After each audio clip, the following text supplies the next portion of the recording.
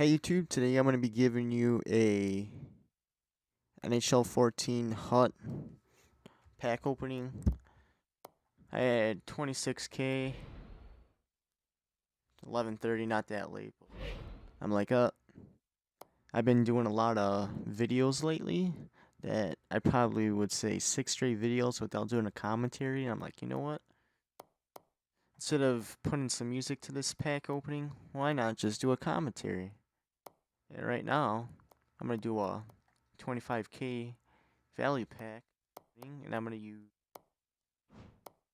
Nazem the Dream, Nazem Kadri, because he's actually been giving me some good pulls lately, unlike all these other people. Problem is, Nazem the Dream, I can never find him. Like, at the beginning of the year, I couldn't stand Nazem Kadri packs. Never got anything. And I would always get a pack, but now I can't even freaking. There we go. Like now, I can't even freaking get a pack of Nazem Kadri, but close my eyes, look away. You really can't pull anything because the market crashed, but let's see what I can get.